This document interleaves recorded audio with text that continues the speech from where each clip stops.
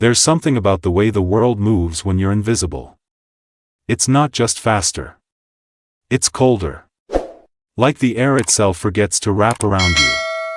Like the noise skips right over where you're standing. Emma learned that the hard way. Not the day she lost everything, but the day she realized no one was coming to save her. Not even him. Especially not him. It had rained for 3 days straight that week, the kind of rain that blurred the sharpest skylines and made even the grandest penthouses look small and tired. Emma sat on the edge of her hospital bed, cold seeping into her skin through the thin gown, listening to the hollow beep of a monitor that wasn't even hers. She wasn't a patient. Not officially. She was a leftover. A charity case the private clinic tolerated because of who she used to be attached to. Because of who used to visit her with gold watches flashing and promises that never quite touched the ground. Lucas Hart, the man everyone said had a Midas touch. Until the day he decided broken things didn't suit him anymore, she stared at the door, half expecting him to walk through even now. Even after the silence stretched into weeks. Even after the whispers started. Even after the day a nurse leaned in, thinking she was asleep, and whispered to another, "She's not even on the priority list anymore." No billing. No visitors. Just waiting. Waiting. Emma wasn't sure what she was waiting for anymore. A call. A closure. A version of herself that didn't feel like a ghost pressed against glass, waiting to be seen. The room smelled like expensive disinfectant and old sadness. Through the rain-warped window, she could see the city lights blinking. Not in welcome. In warning. You don't belong here anymore. You don't matter anymore. The nurse on shift tonight was kind enough. She didn't ask questions Emma wasn't ready to answer. She just left a cup of too-hot tea on the nightstand and pretended not to notice when Emma didn't touch it. Somewhere down the hall, a woman laughed. High and bright and full of life. The sound bounced off the sterile walls and slipped under Emma's skin like a reminder. The world didn't stop breaking your heart just because yours was already broken. Stay with me, Emma thought, breathing slow. Stay awake. Stay standing. Stay alive, even when it feels easier to fade, because someday, you'll need this moment. Someday, this broken girl sitting in a borrowed bed in a borrowed life will be the ghost he can never outrun. The tea cooled. The rain thickened. And Emma made a decision. She wasn't going to wait anymore. The next morning, she left without saying goodbye. No discharge papers.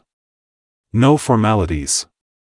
Just her thin jacket, her cracked phone, and the hospital bracelet she yanked off and shoved into her pocket like a secret. The streets were slick with last night's storm. Cabs splashed gutter water onto designer shoes and no one looked twice. Emma walked with her head down, heart hammering with a rhythm that felt more alive than anything she'd felt in weeks. There was no plan. No money. Just an address burned into her memory, a friend of a friend's spare room.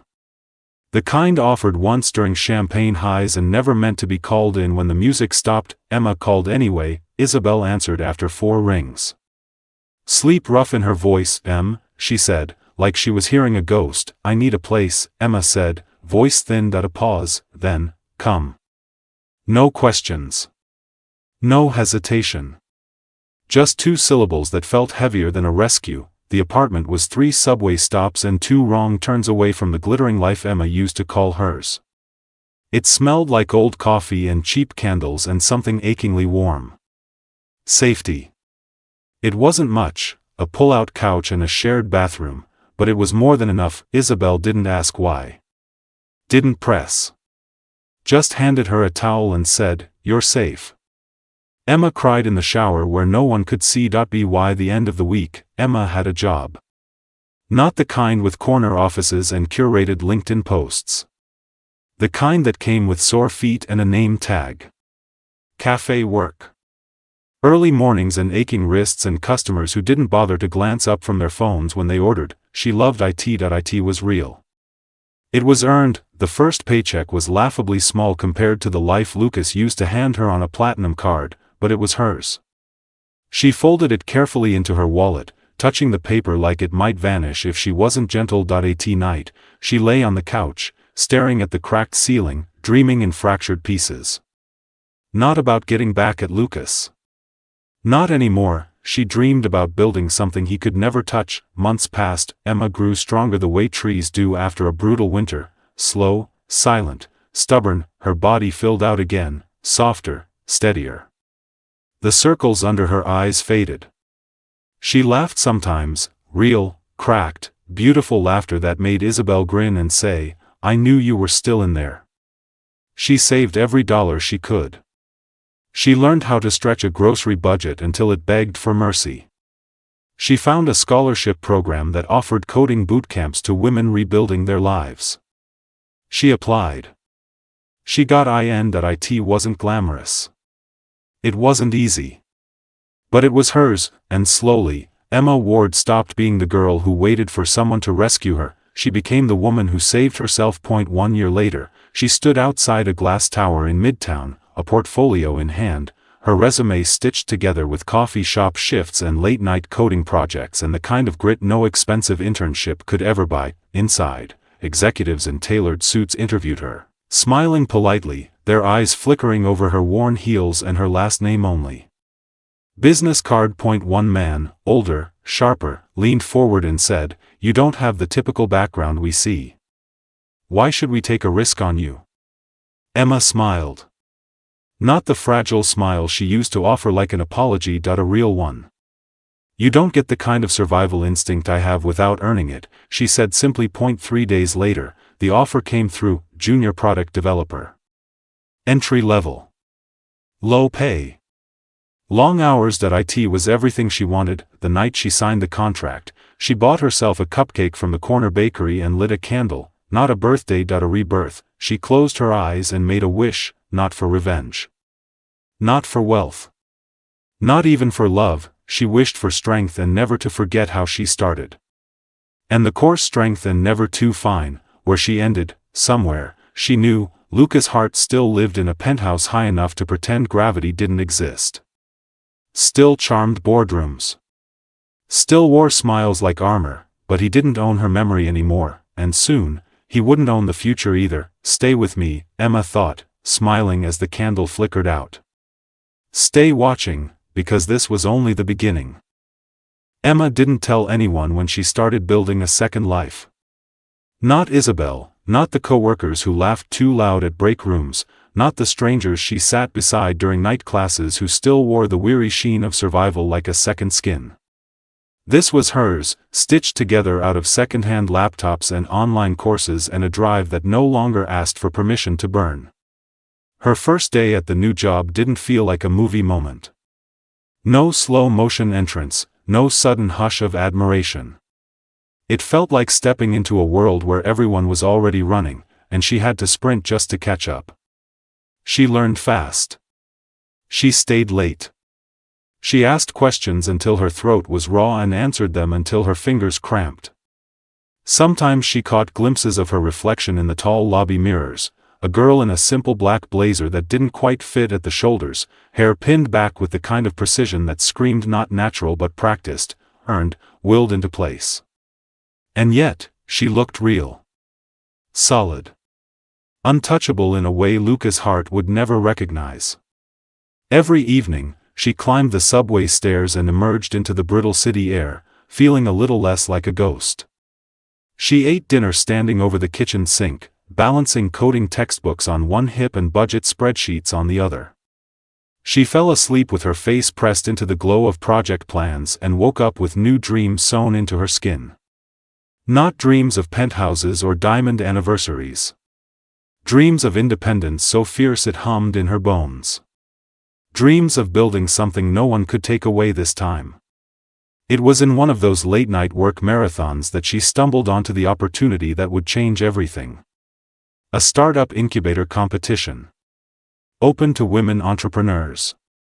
The winner got seed funding, mentorship, and a foot in the door too often slammed shut. Emma didn't hesitate. She submitted a pitch 3 hours before the deadline, heart hammering, hands cold. A platform that would match skilled workers with companies that valued ethics over optics. A system built not for the privileged few who could afford to fail but for the fighters who couldn't afford not to. She didn't expect to be chosen. She had no fancy degrees. No PR team. No last name that opened doors. She had resilience. She had anger honed into ambition. And somehow, it was enough. 2 weeks later, she stood in a marble-floored lobby waiting for her name to be called, wearing a borrowed dress and the kind of heels that made her toes go numb but her spine stand straight.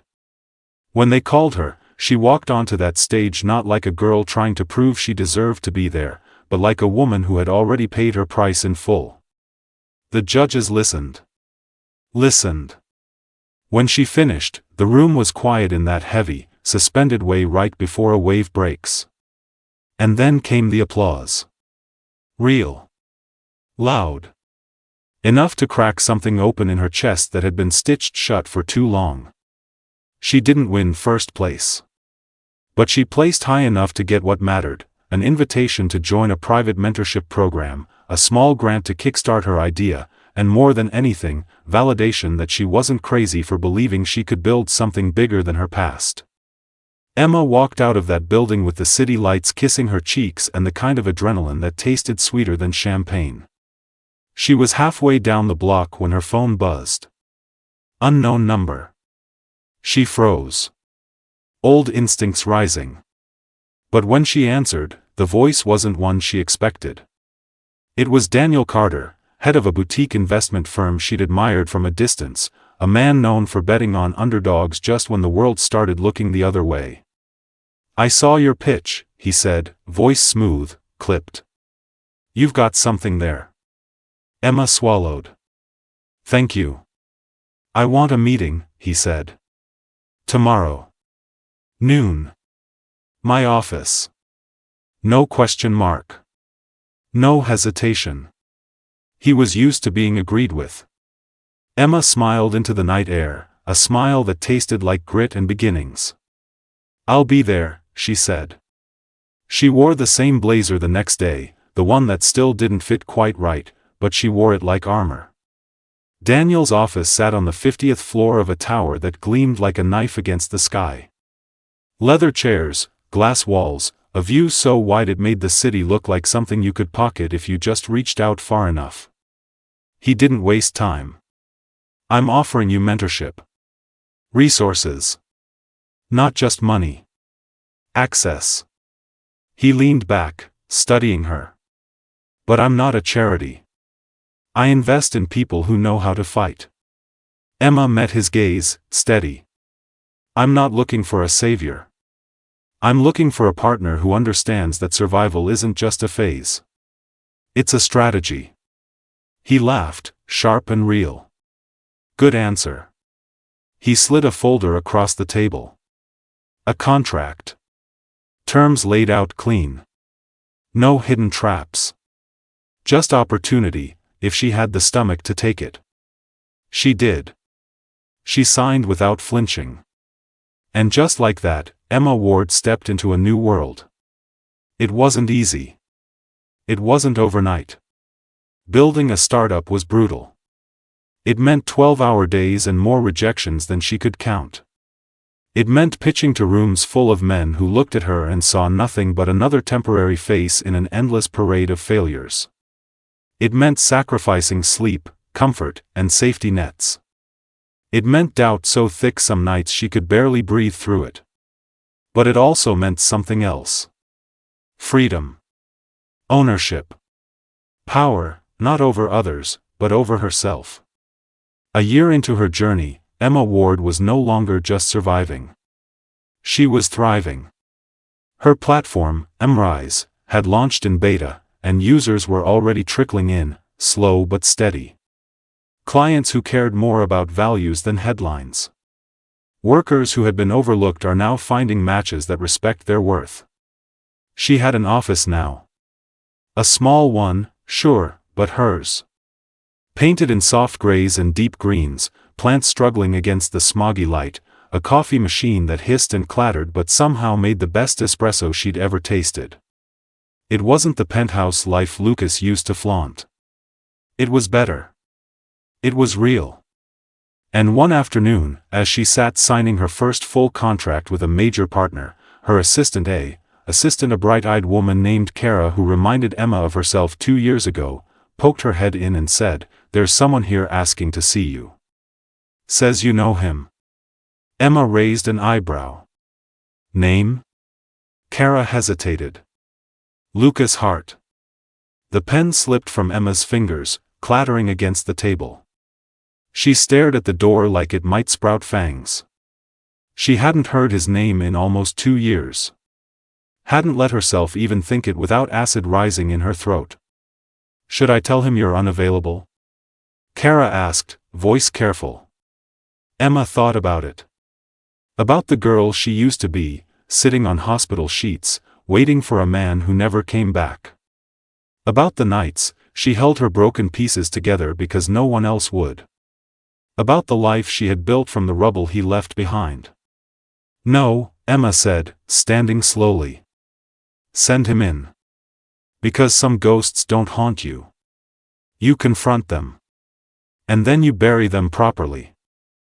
Lucas Hart walked into her office like he still owned the world, like the years hadn't passed and the air between them wasn't thick with everything he had broken and walked away from. His suit was sharper than she remembered, navy trimmed with a silver tie, his shoes polished enough to catch the fluorescent light, but it wasn't his clothes that made Emma's stomach tighten, it was the familiarity of him, the easy confidence, the eyes that once looked at her like she was a temporary accessory to a life he never intended to share. He smiled like nothing had happened, like they hadn't been strangers for the last 1,000 days, like she hadn't clawed her way back to this moment without a single ounce of his help. "Emma," he said, voice dipped in that smooth charm that used to melt her edges, "you look incredible." She didn't thank him, didn't flinch, didn't move to bridge the distance he seemed to expect would collapse automatically. She stayed behind her desk, a deliberate barrier. Her voice was steady when she said, "What do you want, Lucas?" His smile faltered just slightly, a flicker, almost imperceptible if she hadn't spent years memorizing the micro-expressions he thought he hid so well. He glanced around the office, took in the simple furniture, the framed certificates, the small but steady signs of success earned the hard way. "I heard about EmRise," he said, casually as if hearing about it was the same as building it. "Big buzz around town, people saying you're the next big thing in ethical hiring tech." Emma just looked at him, waiting, forcing him to do the work he never used to have to do. "I thought we might talk," he said after a beat. "There's synergy between what I'm doing now and your platform, opportunities for collaboration, partnerships." He was leaning against the corner of the desk now, too familiar, too entitled, and something inside Emma snapped so quietly she almost missed it. She stood slowly, smoothing her hands down the sides of her tailored black dress, the dress she bought herself, with money she earned, in a body that learned to stand tall without anyone propping it up. "You think I built all this to come crawling back into your world?" she asked, voice low, dangerous. Lucas straightened, blinking like she'd slapped him. "That's not what I meant," he said, but the cracks were showing now, the confidence slipping. She stepped closer, controlled, unhurried. "When I needed you," she said, every word laced with the steel she'd forged in hospital rooms and night shifts and forgotten bus stops, "you vanished. When I couldn't offer you convenience or glamour, you left, and now that I've built something you can't ignore, you think you can just waltz back into my life with polished shoes and empty promises." Lucas opened his mouth but she wasn't finished. She leaned in just enough for her words to slice between them like glass. "You don't get to stand in the light you abandoned me in the dark for." He flinched, a real flinch, small but satisfying. She stepped back, reclaiming her space, her power. "This conversation is over," she said, her voice the closing of a steel vault. Lucas hesitated, pride warring with whatever scraps of guilt he still carried, but he wasn't used to not getting what he wanted, and so, predictably, he pushed one last time. "Emma, come on, be reasonable. I'm offering you a chance to expand faster, to reach markets you can't touch alone." She laughed then, a soft, incredulous sound. "You think I'm alone?" She gestured to the door where Kara stood, arms crossed, a silent sentinel of loyalty earned, not bought. She gestured to the stack of signed contracts on her desk, to the city humming just beyond the window that no longer closed her out. "I built a life without you, Lucas, a life that doesn't require permission or apology." She walked to the door, opened it wide, a clear invitation for him to leave. "I suggest you build yours." For a long moment he didn't move, and for the first time since he'd walked in, Emma realized something profound. He wasn't the man who had left her, not really. That man had been untouchable, invincible in her mind. This man standing in front of her was human, aging, uncertain, and suddenly very, very small. Lucas finally exhaled, the breath of a man realizing a door had closed forever. He nodded once, stiffly, and walked out without another word. Kara closed the door gently behind him, turning to Emma with wide, awestruck eyes. "You okay?" she asked. Emma smiled, a real smile, the kind that came from muscles that had forgotten how to curve upward naturally. "I'm better than okay," she said, and she was, because standing there, breathing in the slightly dusty scent of ambition and effort and survival, she realized she wasn't surviving anymore. She was thriving, and not because she found someone to lift her up, but because she learned how to build her own wings from the ground up. The days that followed were a blur of growth. EmRise's beta platform gained traction, new partnerships bloomed, media coverage trickled in, not because she chased it, but because the world finally recognized what she had always known deep down: resilience, when honed properly, was more valuable than any legacy of wealth. She spoke on panels, quiet and sharp and devastatingly real. She signed deals, negotiated terms with the kind of precision that made seasoned executives sweat, and through it all, she carried herself with the quiet dignity of someone who knew exactly what it cost to stand where she stood. One evening, months later, she stood at the window of her upgraded office, a loft space in a newly refurbished Art Deco building downtown, high ceilings, exposed brick, soft golden light pooling through the wide windows, a place that breathed ambition without screaming it. Kara popped her head in, grinning. "You have a visitor." Emma raised an eyebrow. "Tell Lucas he's still banned." Kara laughed. "No, not him, it's Daniel." Emma straightened, smoothing invisible wrinkles from her dress. Daniel Carter had become not just a mentor but a quiet, steadfast ally, and when he entered the room, his expression told her everything before he even spoke. "You're being nominated," he said, tossing a folder onto her desk. Emma blinked. "Nominated?" "For the Echelon Award," Daniel said, smiling. "Innovation, impact, leadership. They're all looking at you, Emma." She picked up the folder, thumbing through the formal letter, the glossy brochure, her name printed in sharp, elegant font. It felt surreal, dizzying, a dream she hadn't dared to voice even in her most ambitious moments. "You've earned it," Daniel said simply, "and you'll win it, because no one else has built what you've built. Not like this, not from nothing." Emma set the folder down, her heart thudding hard and sure, not from fear, not from disbelief, but from the sheer staggering truth of it. This was happening, not because she clawed her way back into someone else's world, but because she built her own, and now, there wasn't a soul who could pretend not to see her. As Daniel left, congratulating her again with a firm handshake, Emma turned back to the window, watching the city pulse and breathe below her. She thought of the hospital bed, the rain-smeared windows, the girl who waited and waited and waited, and she whispered into the glass, so quietly the world would never hear but the universe surely would, "Stay with me, stay watching, because I'm not finished yet. Stay with me, stay watching, because I'm not finished yet." The words hung in the quiet of her office long after the city swallowed the last of the golden light and replaced it with a slow electric hum. Emma stayed there, standing at the window, her reflection layered against the endless sprawl of skyscrapers and blinking traffic, her chest rising and falling with the kind of breath she had fought too hard to take for granted. When her phone buzzed, she almost didn't check it, but the screen flashed a name she hadn't seen in years. Not Lucas, not Isabel, not anyone she expected. Miles Grant, the editor who once rejected her application for an internship before she lost everything, the one who had told her politely, clinically, that she didn't fit the brand image they were building. And now, his message was short, almost urgent. "Would like to feature your story. Front page. Interested?"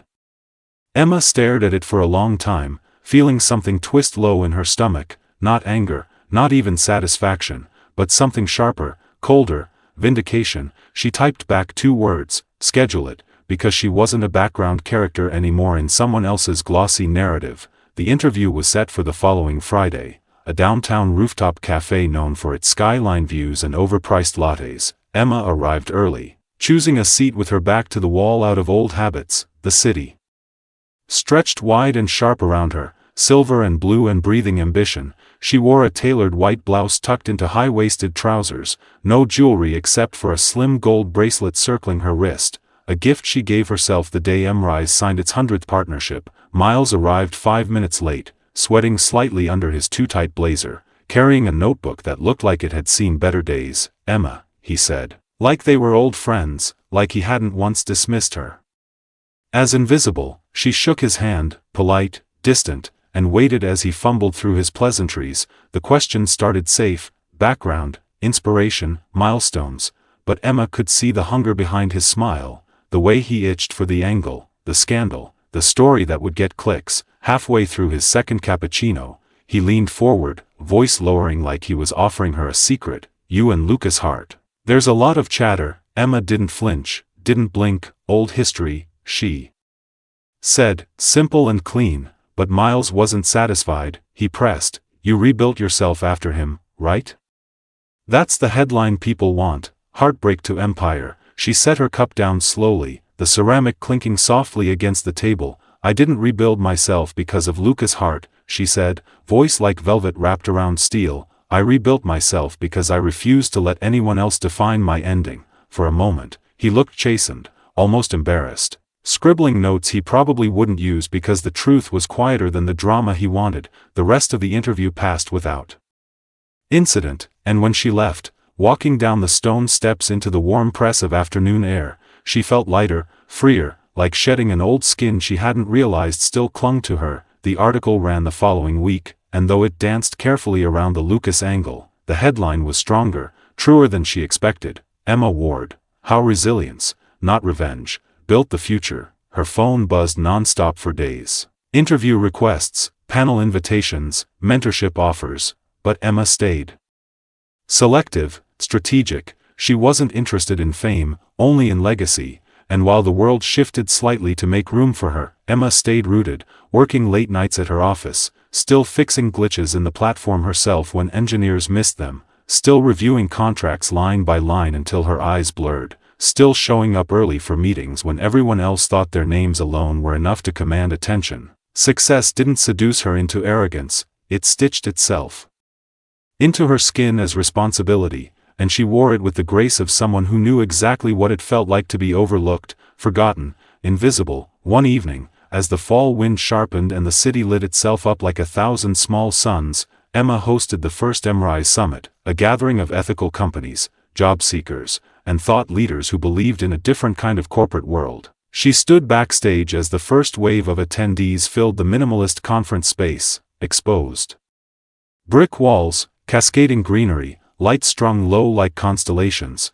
and let herself feel the weight of what she had built. Kara appeared at her side, clipboard in hand, grinning so wide her cheeks hurt. "Full house," she said. "We even had to turn some people away." Emma smiled, nerves buzzing just under her skin, not from fear but from the sheer enormity of it all. Daniel clapped a hand on her shoulder as he passed by, whispering, "Take it in, Emma, you earned this," and she did, breathing deep, steadying herself. When they called her name, she walked onto the stage not as a cautionary tale, not as a survivor, but as a leader. Her speech wasn't rehearsed within an inch of its life, it was real, raw, the story of a woman who had nothing but kept building anyway, of a girl who was left behind and decided to make the world notice her anyway. And as she spoke, she saw it, the nods, the shining eyes, the small smiles of people who knew what it meant to scrape yourself off the floor and dare to dream again. When she finished, the applause rolled through the space like thunder, not polite, not obligatory, but real. After the summit, Emma stood at the edge of the room, glass of champagne sweating in her hand, talking to a young woman who reminded her painfully of herself at 24, all hope and fear and brittle courage. When a familiar voice cut through the hum of conversation, "Emma," she turned, and for a heartbeat, her stomach dipped. Not Lucas, not any of the old ghosts, but Isabel, her old roommate, standing there with teary eyes and a tentative smile. They hugged, the kind of hug that doesn't erase time but folds it into something manageable. "You're incredible," Isabel whispered, pulling back. "I'm so damn proud of you." Emma blinked hard against the sudden sting in her eyes, laughter bubbling up. "You're part of this, you know," she said, and Isabel grinned. "Damn right I am. they talked late into the night, curled into a booth while the summit wound down around them, sharing memories, regrets, dreams, and when Emma finally walked back to her car,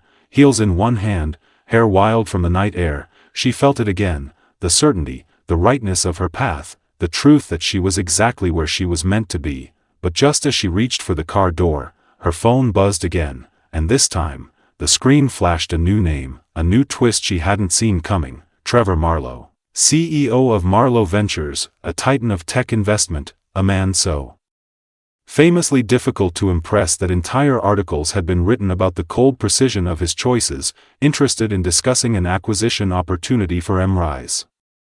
Confidential.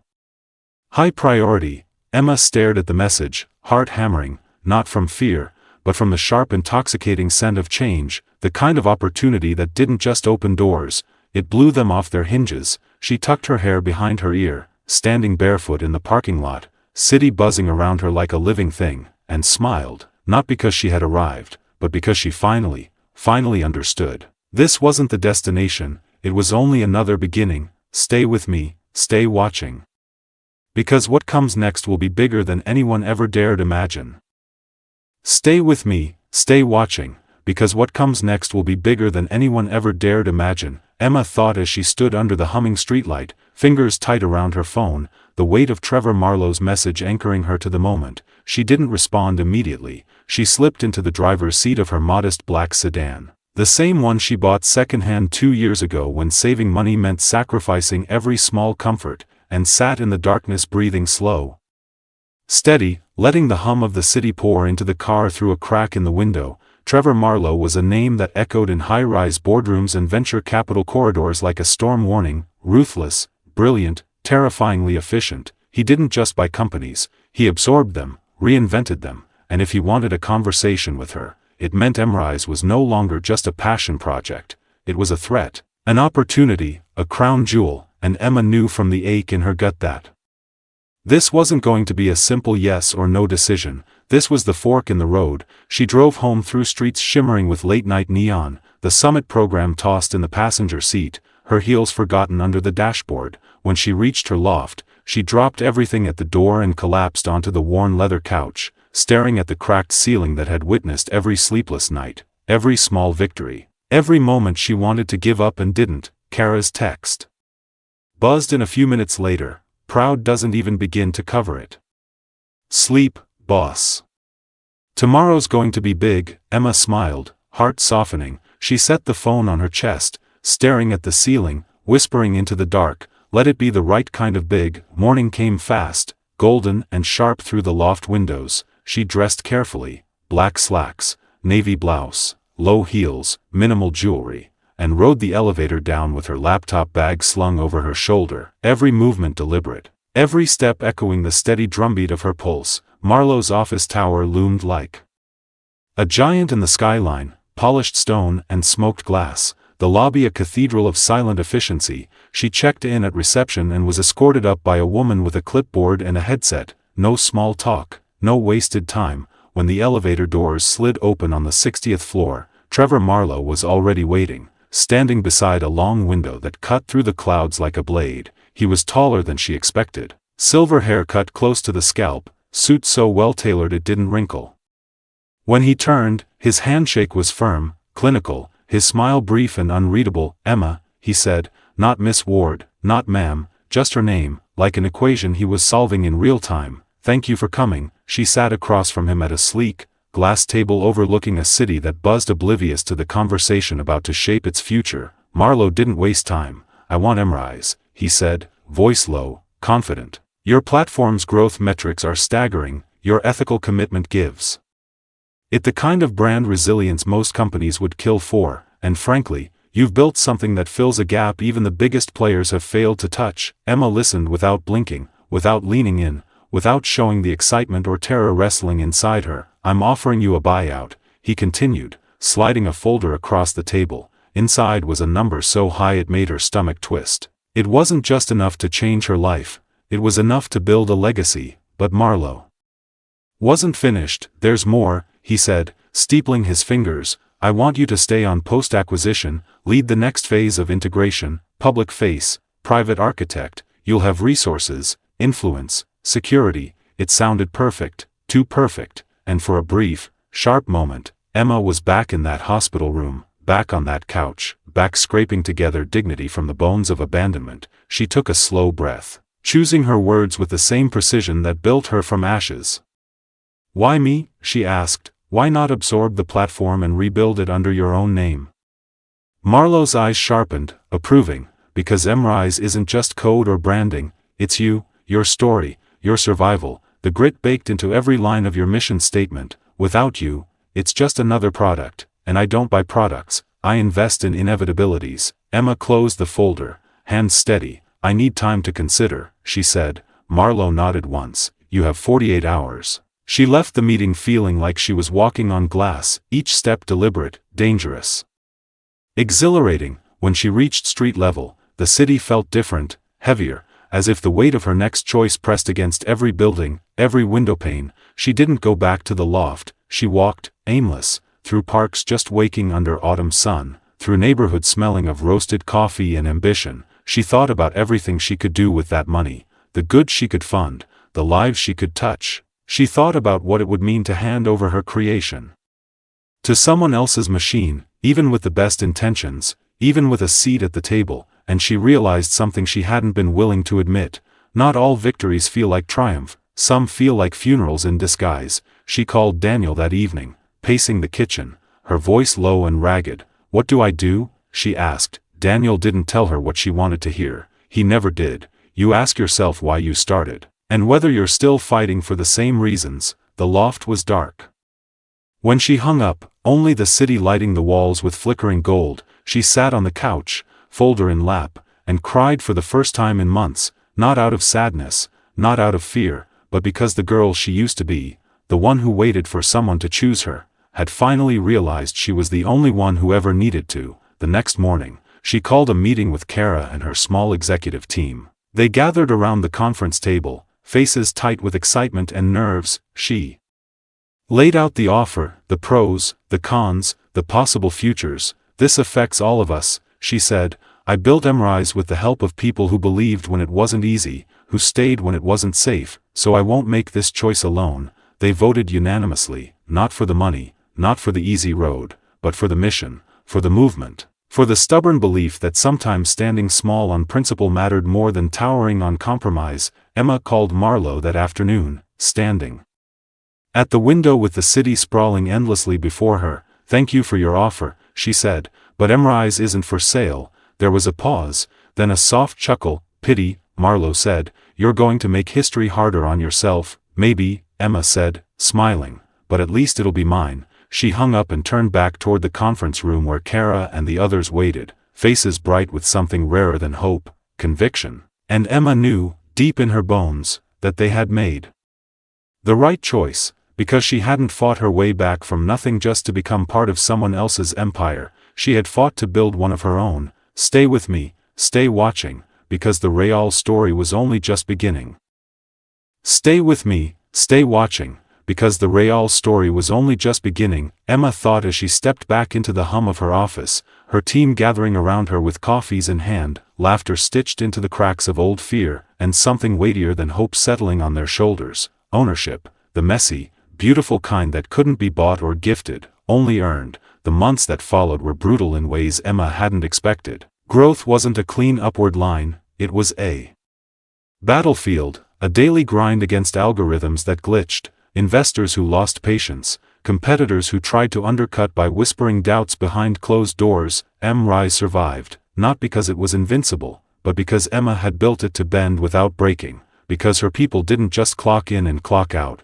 They believed, they fought, they bled into the mission when no one else was watching. Emma fought too. Fought to keep the platform ethical as it scaled, fought to keep users at the center, fought to keep the original fire burning even when the winds of expansion tried to snuff it out. Some days she lost, sitting in her office long after midnight with the city a blur beyond the windows, wondering if she had made a terrible mistake not selling, if she had doomed herself to fight battles alone in the dark while giants moved their chess pieces overhead. But most days, she won, in small ways. A new partnership here, a success story there, a worker finding a job that Paid them fairly, respected them, didn't squeeze the life out of them for the sake of quarterly profits. Those small wins stitched a stronger fabric under her ribs, a resilience no money could counterfeit. And then, just as the winter thawed into the tentative softness of spring, something shifted. An article in a mid-tier business magazine ran a piece titled "The EmRise Effect: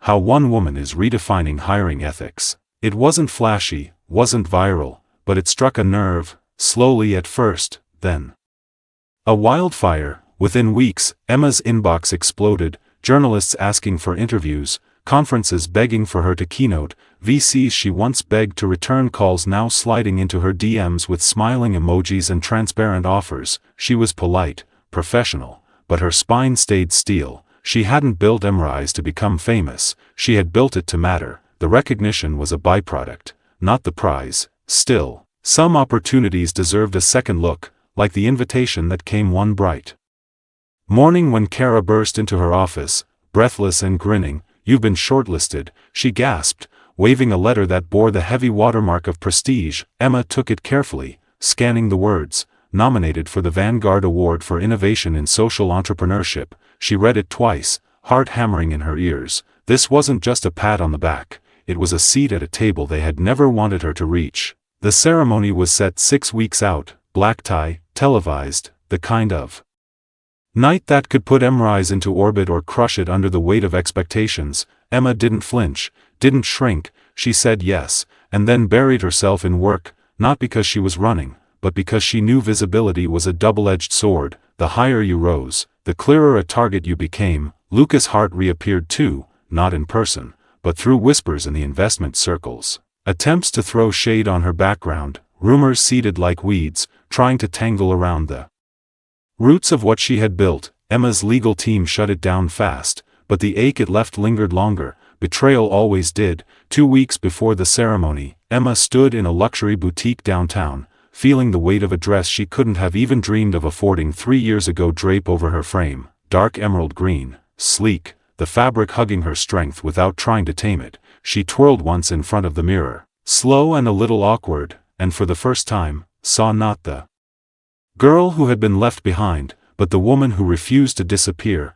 Kara teared up when Emma stepped out of the dressing room, clapping a hand over her mouth. "You're going to be a damn vision," she whispered. Emma just smiled, soft and sharp all at once. The night of the ceremony arrived on a silver breeze, the city dressed in its best version of itself, limos gleaming, photographers jostling, the air vibrating with ambition and old money and something older still, hunger. Emma stepped out onto the carpet, flashes exploding around her, microphones thrust forward, questions shouted. She kept her chin high, her smile measured, every step a silent reclamation of space she had once been convinced she didn't deserve. Daniel met her inside, a glass of champagne in one hand, his face crinkling into a proud grin. "You've already won," he whispered as they found their seats. Emma squeezed his hand once, brief and grateful. The night unfolded in a dazzle of speeches and applause, names called, trophies handed over, until finally, the Vanguard Award was announced. Emma's heart didn't race, didn't stumble, it stood steady, waiting. When they called her name, the world tilted for a second, then righted itself as she rose, the applause thunderous, her name echoing from 1,000 mouths. She walked to the stage, each step carving a path through history. They handed her the award, heavy and cold and blinding under the lights. And when she turned to face the crowd, she saw them, not the titans of industry or the sleek journalists, but her team, her people. Kara beaming, Daniel wiping at his eyes, strangers who had believed from a distance because someone dared to believe first. Emma didn't read the speech she had written, didn't need it. She spoke from the place beneath the scars. "They told me once that broken things don't belong in boardrooms," she said, voice clear and steady, "that you need polish, pedigree, perfection to matter." She looked out over the sea of faces, daring them to look back. They were wrong. She lifted the award slightly, not in triumph, but in testament. "We are not here because we fit, we are here because we refuse to disappear." The room exploded, standing ovation. Emma stood there breathing it in, not letting it overwhelm her, letting it root her deeper instead. After the ceremony, while the city still hummed with celebration, Emma slipped away from the crowds, heels in one hand, trophy in the other, finding a quiet balcony overlooking the endless sprawl of lights. Daniel found her there, leaning on the railing, wind tossing her hair into her face. "You did it," he said simply. She laughed, soft and tired and joyful all at once. "I'm just getting started," she whispered, and she meant it, because legacy wasn't a trophy or a headline or a bank account. It was every small hand held when the world wanted to push you down. Every door wedged open when others tried to slam it shut. It was surviving, yes, but more than that, it was thriving. Out loud, without apology, Emma looked down at the streets far below, at the city that once chewed her up and spit her out, and smiled. "Stay with me, stay watching, because if you think this was the peak, you haven't seen anything yet. Stay with me, stay watching, because if you think this was the peak, you haven't seen anything yet," Emma thought as she stood there with the city spread out like a sea of stars beneath her, the cold metal of the railing pressing against her palms, the night vibrating around her like a living thing. She closed her eyes for a moment and let the noise, the celebration, the sheer force of becoming seep into her bones. She didn't stay hidden for long. Eventually Kara found her, shoes abandoned, cheeks flushed, trophy in hand. "Everyone's asking where you are," she said between breaths. "They want interviews, photos, all of it." Emma smiled without opening her eyes. Let them wait, and she meant it, because for once, she wasn't racing for validation. She was standing still in the middle of her own storm and smiling into the wind. When she finally turned back to the main hall, she did it on her terms, head high, steps slow, face unguarded. The cameras caught her glow, but none of them could capture the weight of everything she carried inside. Later that night, Emma sat cross-legged on the floor of her loft, the award sitting on the coffee table, a slice of cheap pizza on a paper plate beside it, the city rumbling soft through the cracked window. Kara had crashed on the couch, exhausted but grinning even in her sleep. Daniel had left hours ago after making her promise to rest. And for the first time in longer than she could remember, Emma let herself dream without bracing for impact. The next weeks passed in a blur. EmRise user base doubled, investment offers flooded her inbox, partnerships she had once begged for now lined up like suitors, and through it all, Emma stayed steady, accepting only the deals that made sense, only the ones that honored the mission. She wasn't building a castle made of glass. She was fortifying a legacy brick by stubborn brick. The pressure grew too. Reporters digging into her past, old acquaintances emerging from the shadows with memories too polished to be real, and somewhere in the noise, a whisper started, faint but persistent. Hart was planning a comeback, not the slick billionaire of glossy magazines, but something darker, a company built in the shadows, investment streams routed through foreign names, startups swallowing others whole until they didn't even realize they were part of his empire until it was too late. Emma read the first article about it one sleepless night, scrolling under the dim glow of her phone, heart a slow heavy drum against her ribs. She knew he wouldn't stay down forever, knew the kind of men who believed the world owed them something didn't just vanish. They adapted, they evolved, and if Lucas was rising again, it wouldn't be enough to have left him behind. She would have to outpace him, outsmart him, outlast him. The opportunity came sooner than she expected. A small startup called Bridgecore, fresh, ethical, a perfect cultural match for EmRise's expansion into consulting. Reached out, interested in merging platforms. Emma's team was cautious, doing their due diligence, but buried deep in Bridgecore's financials, under layers of shell companies and offshore accounts, Kara found it, a hidden majority stake owned by a venture fund that led back to Hart's new holding company, a cold, slick monolith dressed in 1,000 names but carrying his fingerprints all over it. The realization hit like a gut punch, but Emma didn't flinch, didn't panic. She called an emergency meeting the next morning, laying everything out on the conference table. "This isn't just business," she said, voice flat and unflinching. "This is a siege." The team rallied, scrubbing every potential partnership clean, tightening contracts, reinforcing their infrastructure, preparing for a war most of the world wouldn't even realize was happening. Emma worked 18-hour days, fueled by stubbornness and cheap coffee, rewriting codes, consulting lawyers, building alliances. She reached out to other women-led startups, to ethical funds, to journalists who had once covered her rise, weaving a network strong enough to withstand the storm she knew was coming, and come it did, slowly at first. Whispers, doubts seeded into the market about EmRise's stability, anonymous tips questioning their hiring practices, rumors that Emma was planning to sell out despite all her public vows to the contrary. She weathered them with the same grit that had carried her through empty nights and broken dreams, refusing to dignify lies with panic, focusing instead on transparency, on community, on doubling down where it mattered. But the real blow came in the form of a lawsuit, Bridgecore claiming breach of preliminary negotiation contracts, a move designed not to win but to drain her time, her resources, her focus. Emma sat in the conference room with her legal team, flipping through the thick stack of accusations, and felt the old ghost of fear brush against her skin, but she didn't let it in, didn't give it oxygen. "We fight," she said simply. Daniel sat beside her, arms crossed, nodding, and this time, he added, "We fight loud." They countersued, not just for damages but for transparency, dragging Lucas's tangled web of companies into the public light. The press loved it. David versus Goliath, resilience against corruption, the comeback story of a woman who refused to bow. Interviews surged, support poured in, donations to EmRise's nonprofit wing spiked, and slowly, painfully, the tide turned back. Bridgecore's case unraveled under scrutiny, investors fled, reputations crumbled, and within 6 months, the case was thrown out. Lucas's empire of shadows scorched before it could fully rise. Emma didn't celebrate publicly, didn't gloat. She simply went back to work, back to building, back to the small sacred daily acts of creation that no one could steal from her. One evening, long after the dust settled, Emma stood on the rooftop of her loft building, the city stretching endless and golden around her. Kara joined her, 2 steaming mugs of coffee in hand. "You could have crushed him," Kara said, offering a mug. "Completely ruined him." Emma took a sip, the wind tugging at her hair. "That's not why I'm here," she said softly. "I'm not interested in burning things down, Kara. I'm here to build something no one else can touch." They stood there a long time. 2 women who had fought battles no headlines would ever fully understand, breathing in the hard-earned peace. "What's next?"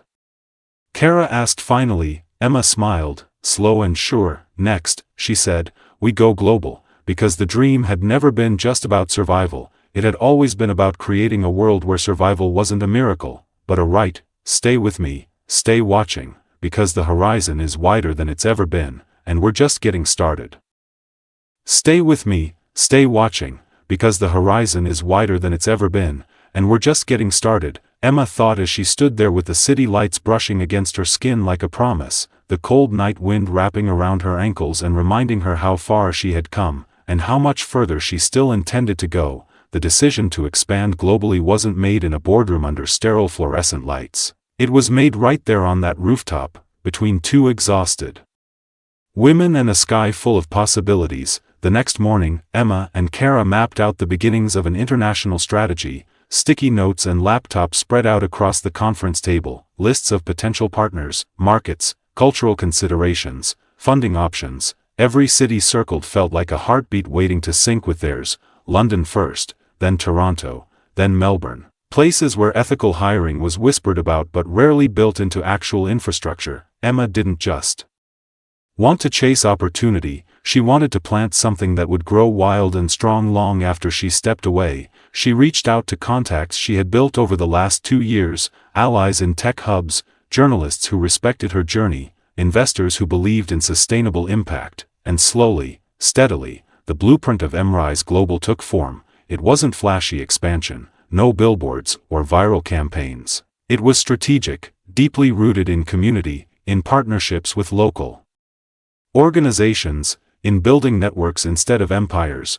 But success had a scent, and the wolves smelled it quickly. New competitors emerged overnight, startups that mirrored EmRise's language but none of its soul, venture firms offering massive buyouts to smaller ethical platforms to box her out of key markets, even old critics resurfacing, questioning whether Emma Ward could lead at a scale beyond what she had already achieved. Emma expected it, welcomed it, because she knew the difference between fame and impact, and she had never been chasing the former. Still, there were nights she sat on the floor of her office, charts and graphs spread out around her like a broken map, wondering if ambition was just another kind of hunger that would never be full. On one of those nights, while the city thundered a spring storm against her windows, Daniel stopped by unannounced, 2 takeout coffees in hand. He sat across from her, Not speaking for a long time, just watching the way her shoulders curled inward, the way her fingers trembled slightly when she thought no one was looking. You know, he said finally, his voice rough with memory, the strongest people I've ever met weren't the ones who kept winning,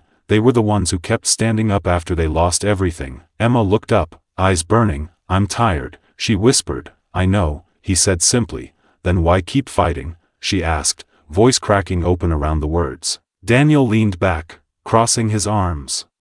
Because you're not just building a company, Emma, you're building proof that it's possible to do this without selling your soul, without stepping on people to climb, and if you stop now, they'll say you were just lucky, they'll say it can't be done. Emma swallowed hard, the truth of it sinking deep, heavier than any trophy, brighter than any headline. She didn't want to be a fluke, she wanted to be a lighthouse. And lighthouses didn't run from storms, they stood through them, even when no one said thank you. The next morning, she sent the emails, signed the agreements, launched EmRise Global with the quiet ferocity of someone setting a spark that would burn long after she was gone. London went live first, a small beta group that grew faster than projected, then Toronto, then whispers from Berlin and Singapore. Emma traveled more than she slept that year, her passport filling with stamps, her heart filling with something bigger than ambition, purpose. She stood on stages in cities she once only knew through grainy travel blogs, speaking about resilience, about building with intention, about choosing to be stubbornly kind in a world that rewarded cruelty. Sometimes she spoke to packed auditoriums, sometimes to tiny rooms with folding chairs and chipped mugs of coffee. It didn't matter, she showed up the same way every time, real, unpolished, on fire, and slowly, the tide shifted. Bigger companies started adopting ethical standards not because it was trendy, but because it was demanded. Governments started reaching out, asking for consultations on new labor laws. EmRise wasn't just a company anymore, it was a movement, and Emma Ward wasn't just a survivor, she was a force. But success at that scale wasn't without cost. She missed birthdays, weddings, lazy Sunday mornings when the city was still and golden. She lost friends who couldn't understand why she wouldn't just slow down, settle down, savor, and sometimes, deep in the lonely hotels and long haul flights, she wondered if they were right, if she was trading pieces of herself away for a future she might not even live to see. The doubts crept in sometimes, low and thick like fog, but every time she opened an email from a woman in Mumbai who landed her first fair job because of EmRise, or a single father in Manchester who finally found a company that valued him beyond his gaps in employment, she remembered the hospital bed, the rain-smeared windows, the hollow of abandonment, and she knew she was exactly where she needed to be. Still, she made one promise to herself, one she whispered into every new dawn: don't lose yourself inside the dream you're building. So she carved out spaces of stillness, small ones, pockets of real life hidden between red-eye flights and keynote speeches. She learned to paint badly, messy streaks of color that meant nothing except they made her laugh. She adopted a rescue cat named Banner, a scrappy gray thing with half a tail and a roar bigger than his body. She started Sunday dinners with her team, no business talk allowed, just food and jokes and the messy grace of chosen family. And through it all, she stayed Emma, not an icon, not a brand, just a woman who once thought surviving was the dream, until she learned living was even better. One rainy afternoon in Paris, sitting by the window of a tiny cafe that smelled like burnt sugar and fresh rain, she got the call that changed everything again. Kara's voice crackled over the bad connection, but the excitement was clear. You need to come home, she said. Something's happening, something big. Emma flew back the next morning, jet-lagged and wired, stepping off the plane into a city that buzzed differently under her feet. When she reached her office, her entire team was waiting, balloons tangled in the ceiling, Kara practically vibrating with excitement, Daniel holding a bottle of champagne. What is it? Emma asked, heart pounding. Kara shoved a tablet into her hands. Read it. Emma scanned the headline once, twice, disbelieving. Forbes names Emma Ward one of the most influential women shaping the future of work. Her knees nearly gave out. She sank into a chair, the world tilting, not because she needed the validation, but because the girl who once waited in the rain for a man who never came back had just rewritten the ending of her story so thoroughly the past couldn't even touch her anymore. The room erupted into cheers, into hugs, into champagne sprayed across the walls, but Emma just sat there for a moment longer, breathing, anchoring, whispering to herself against the roar of celebration, "Stay with me, stay watching, because we didn't just survive, we built a world worth surviving for. Stay with me, stay watching, because we didn't just survive, we built a world worth surviving for," Emma thought as the applause echoed around her, the corks flying and the confetti sticking in her hair, her team laughing and crying and lifting their glasses high as if the sheer force of their belief could carve new constellations into the city skyline. She smiled through it all, letting the noise and the light soak into her skin, but somewhere deep inside, she stayed still, stayed listening. Because she knew that this wasn't the end of the journey, it was just a new summit, and new summits came with new storms. Still, that night she allowed herself to celebrate properly for the first time in years, not cautiously, not guardedly, but with full messy joy, the kind that wrapped around her ribcage and loosened everything too tightly wound inside. She danced barefoot in the office, Banner the cat weaving through her legs, Daniel spinning Kara around until they both stumbled into a pile of chairs, the whole floor alive with laughter and music leaking from someone's Bluetooth speaker. She wasn't just a CEO tonight, wasn't a symbol or a survivor or a headline, she was just Emma, a girl who had fought too long to stand still and now was learning how to fly without fear. But even in that laughter, even in that moment of pure uncomplicated happiness, the future pressed lightly at the edges of her mind, a whisper, a pull, a question she hadn't fully answered yet. What would it mean to hold everything she had built and still find a way to grow without losing the soul that birthed it?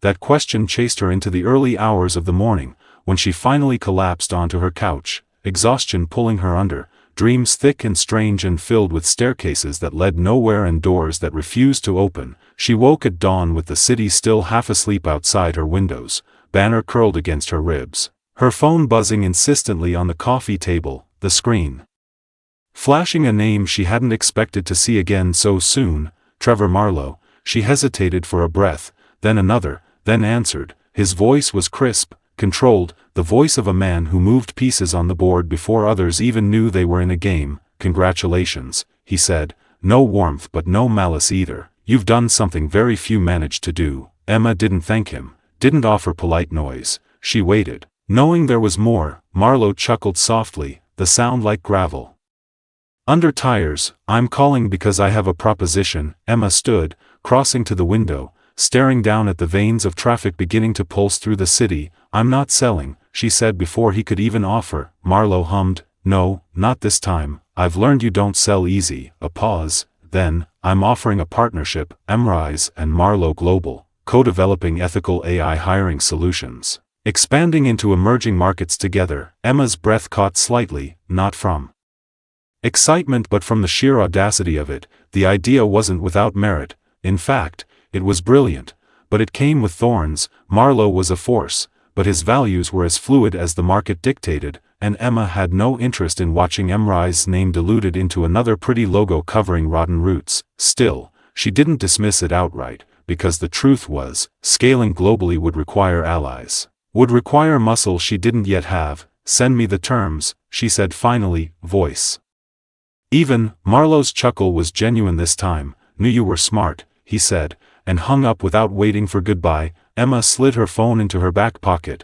heart ticking faster now, a slow heavy rhythm that had nothing to do with fear and everything to do with the weight of choice. She spent the next 3 days dissecting the proposal Marlowe's team sent, combing through every clause, every subtle loophole, every glittering trap hidden beneath generous margins and tempting promises. She didn't trust easily anymore, but she trusted her instincts, trusted the sharp gut feeling that whispered, "This is dangerous if you're not the one steering." She called Daniel to her loft that Sunday, spread the documents across the dining table, watched him skim through them with that same careful intensity he had taught her to wield. "It's not a terrible deal," he said finally, looking up, "if you can hold your ground, if you can keep them from infecting what you've built." Emma nodded slowly.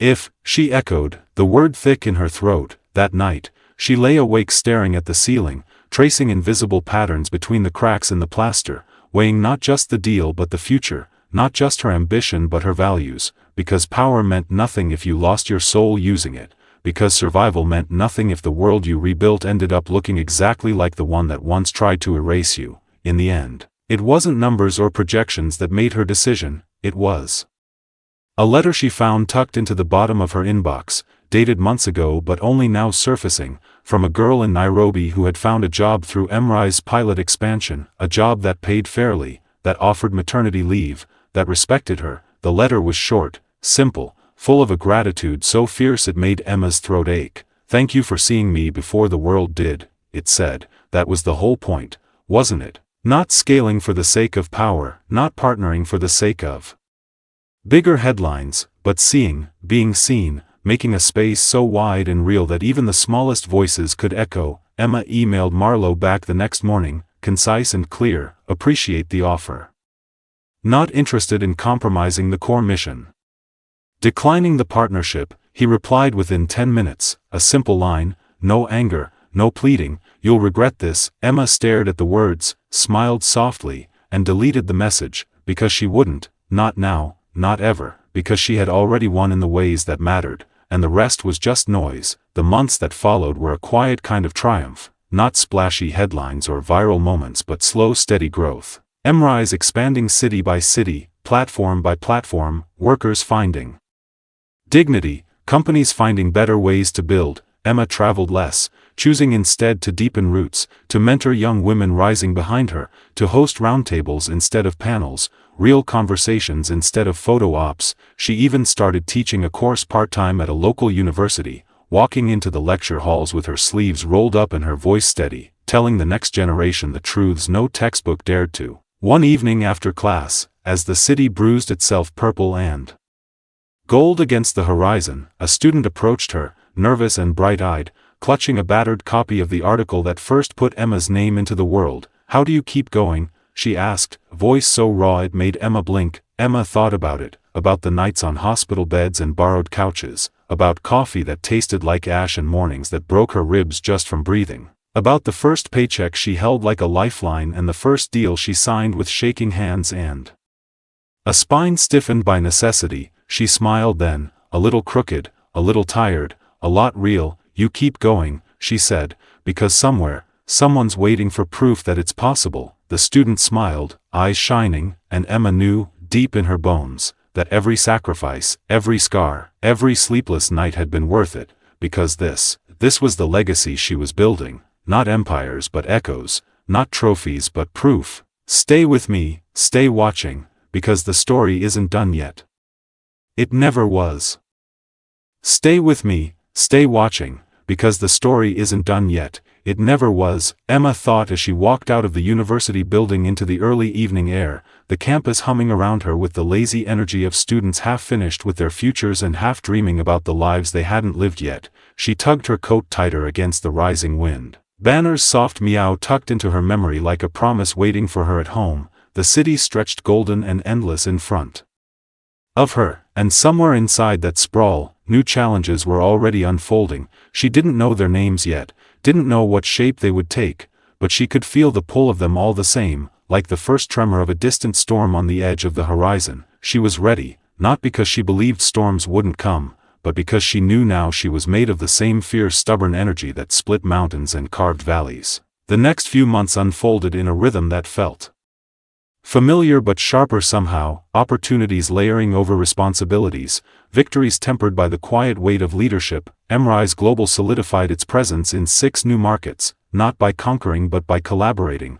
by walking into communities and listening before speaking, by building trust one small painstaking conversation at a time. Emma learned to delegate more, trusting her growing team to carry the fire forward without her having to fan every flame herself. Kara flourished as Chief Operations Officer, a whirlwind of spreadsheets and strategies, balancing Emma's relentless heart with ruthless efficiency. Daniel took a quieter role, advising from the background, reminding her in small ways that ambition didn't have to be isolating, that building something lasting meant sometimes stepping back so others could step forward. And still, Emma stayed visible, not because she craved attention, but because she understood now that visibility was armor, that disappearing meant giving your enemies room to rewrite your story without your consent, and she had not clawed her way back from invisibility to become silent again.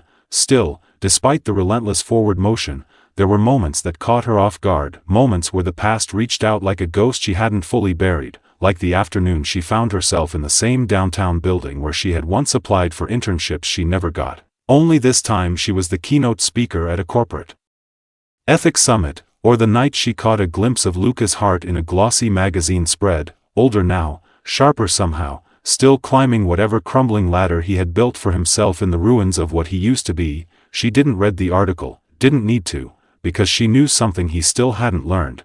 The real victories aren't the ones you can print on a glossy page. They're the ones that settle under your skin and remake the shape of your spirit. Emma celebrated her 32nd birthday quietly, a rooftop dinner with her team, cheap fairy lights strung between brick walls, Kara gifting her a framed print that read "Built from Ashes, Designed to Soar," Daniel slipping a small envelope into her hand that contained a handwritten note simply saying "You're the proof we all needed." She cried for the first time in months, tears she didn't fight, didn't hide, because survival had taught her strength wasn't silence. It was showing up real and whole, even when it hurt. The following week, an opportunity landed on her desk that would have made her laugh 3 years ago, a private invitation to a roundtable with global leaders discussing the future of ethical work standards, governments, corporations, activists, all gathering in one room to talk about the kind of world Emma had once only dared to imagine. She said yes without hesitation, arriving in Geneva 3 weeks later, nerves humming under her skin like a second heartbeat. The room was cavernous, intimidating. Every face polished and important, every handshake a calculated move, but Emma didn't shrink, didn't second-guess the weight of her own presence. She stood and spoke with the same quiet fury that had carried her from hospital beds to boardrooms, outlining not just policies but possibilities, not just ideals but tangible blueprints. When she finished, the applause wasn't thunderous, wasn't dramatic, it was something better. It was respectful, it was real, and for the first time, Emma realized that influence wasn't always a roar. Sometimes it was a ripple, steady and unstoppable, reshaping the shoreline one stubborn inch at a time. She flew home the next day, exhausted and exhilarated, and found a letter waiting on her desk, thick cream paper, no return address. Inside was a simple typed message: "We were wrong about you. Keep building." No signature, no clue who had sent it, but Emma understood anyway. It wasn't about the sender, it was about the acknowledgement, the slow, inevitable admission that you can't erase someone who refuses to disappear. The seasons shifted, winter bleeding into spring with slow reluctant grace, and EmRise moved into its next phase of growth: consulting, policy advising, mentorship programs for young entrepreneurs. Emma sat in board meetings now where she wasn't just the youngest woman at the table, she was the one they listened to first, the one they deferred to when conversations stalled, because she wasn't just a survivor with a good story anymore, she was a builder with a blueprint for a different kind of empire, and people, even the cynical ones, were starting to believe it could be done. Still, she kept one thing sacred: her Sunday mornings. No meetings, no flights, just slow coffee, messy hair. Banner sprawled across her laptop, sunlight slipping lazy across the hardwood floors of the loft she still called home even when she could have afforded 10 penthouses by now.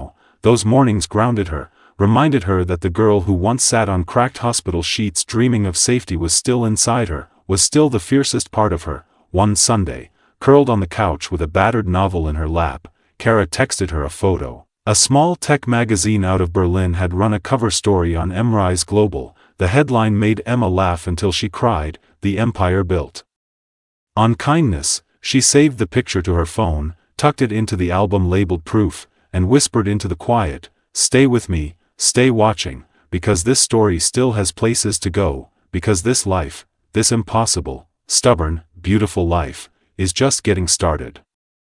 Stay with me, stay watching, because this story still has places to go, because this life, this impossible, stubborn, beautiful life, is just getting started." Emma thought as she sat curled into the corner of her couch, Banner's soft snore filling the quiet, the sunlight slipping slow and golden across the worn wood floors, her phone buzzing beside her with another congratulatory message from someone she hadn't heard from in years. People always came back when the light got bright enough, but Emma had learned to tell the difference between those who cheered for her and those who cheered for the echo of their own reflections in her success. She answered only the ones that mattered, kept her circle small, fierce, true. Still, the momentum building around EmRise wasn't something she could ignore even if she wanted to. Media attention sharpened, politicians name-dropped her initiatives. Activists held up EmRise as a case study of doing things differently and making it work, and with that visibility came pressure, the kind that thickened the air around her,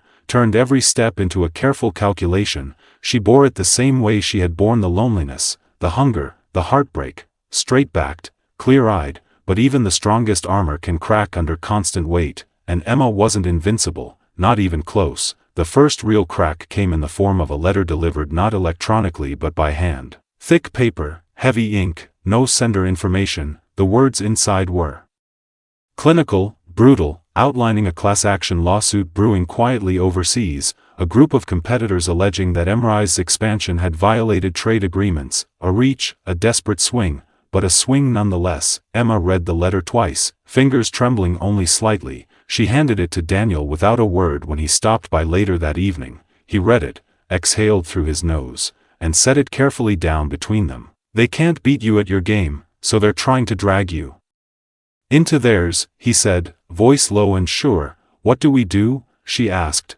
not out of fear, but out of calculation. Daniel smiled then, a little crooked, a little proud. We remind them that kindness is not weakness. The next weeks blurred into meetings, strategy sessions, quiet legal maneuvers behind closed doors. Emma didn't panic, didn't lash out. She moved with the same careful, deliberate force she had learned building her life back up from nothing. And as the lawsuits dragged into public view, the narrative began to shift, not against her, but in her favor. Journalists digging deeper found that most of the companies pushing the case had histories riddled with labor violations, unethical practices, exploitation. The truth spilled out like oil slick across public consciousness, and instead of undermining EmRise, the case painted Emma as exactly what she was, the fighter who had dared to build differently. The leader who had refused to play by broken rules even when the cost was steep. The lawsuits crumbled under the weight of public scrutiny, and when the final case was dismissed, Emma didn't throw a party,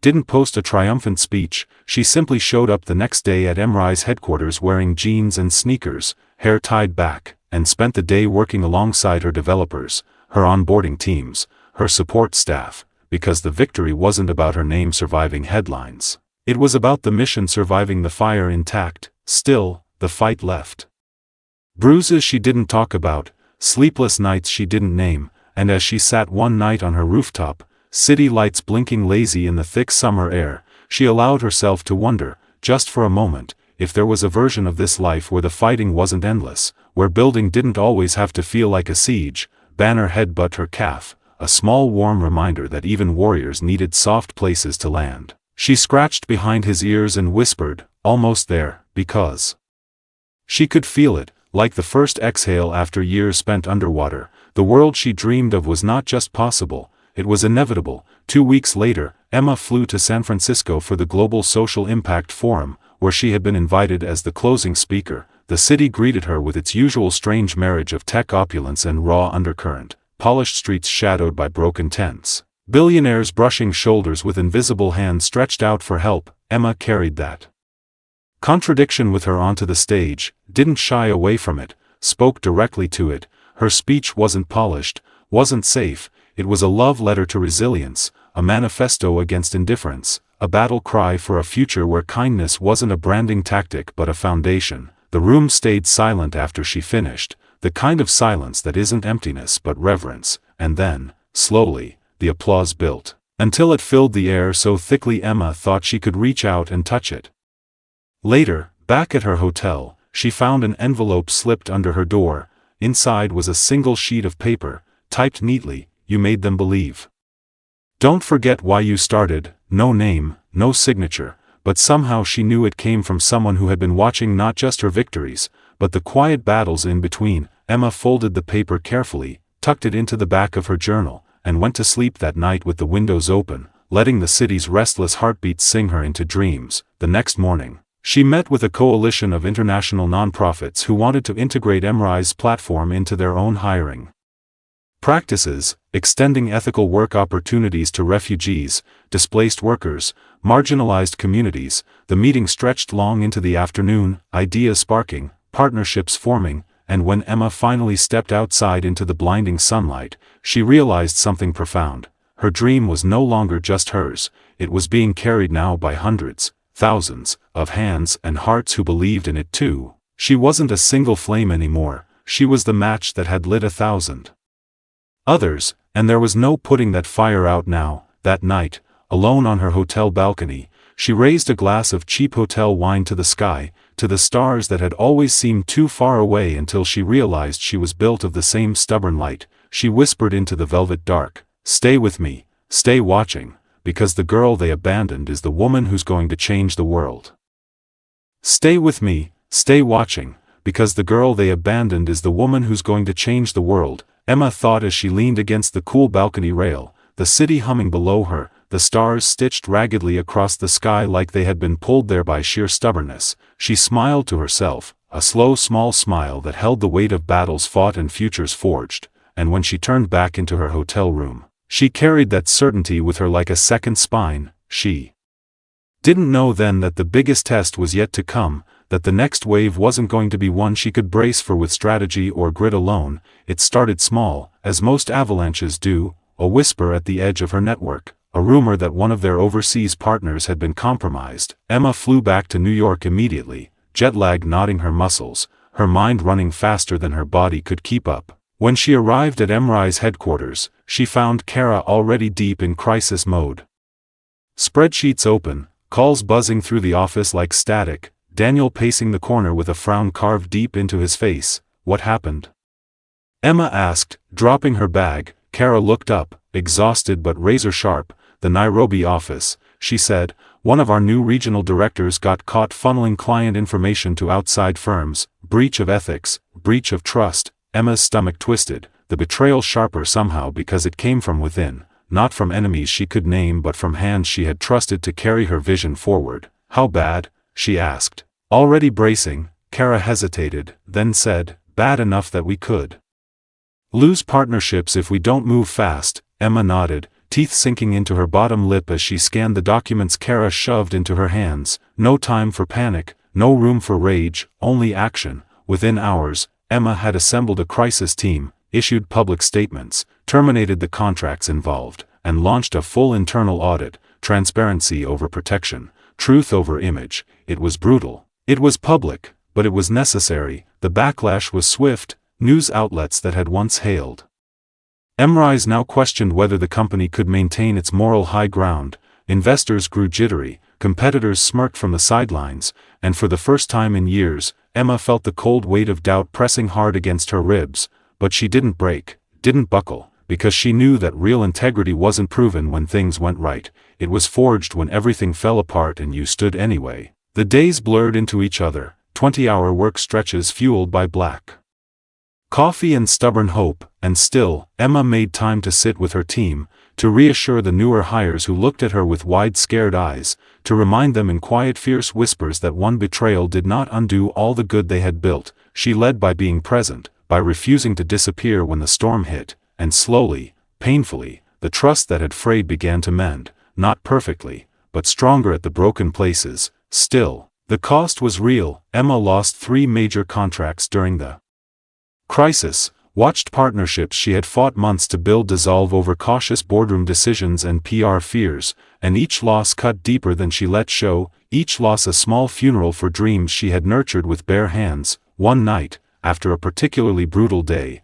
Emma found herself back on the rooftop, the city a smudge of light against the ink-black sky, banner winding between her ankles, and she sat there on the cold concrete, arms wrapped around her knees, letting herself feel every crack, every ache, every unspoken fear. She whispered into the dark, "Am I enough for this?" The silence answered her, not with words but with the soft brush of wind across her face, the faint buzz of life continuing despite everything. And slowly, she realized the truth. She was enough, not because she was perfect, but because she refused to stop showing up, refused to stop believing in the thing she was building even when the world made it easy to walk away. She stood then, brushing dust from her jeans, and whispered, "Stay with me, stay watching, because even when the cracks show, the light finds a way through." The next morning, Emma called an all-hands meeting, stood in front of her weary bruised team and told them the truth, not just about the breach, but about the future, about how real leadership meant carrying not just the victories but the failures too,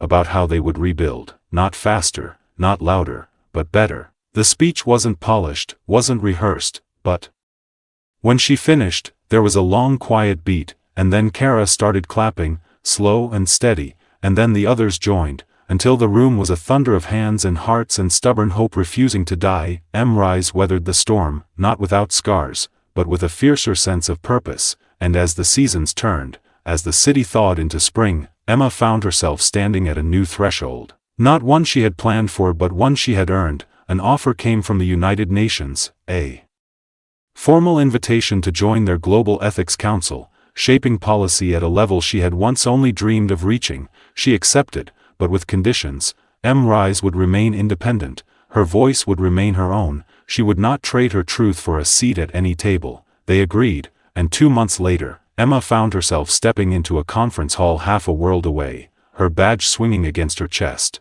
her name printed next to the words she had fought so hard to make real, Emma Ward.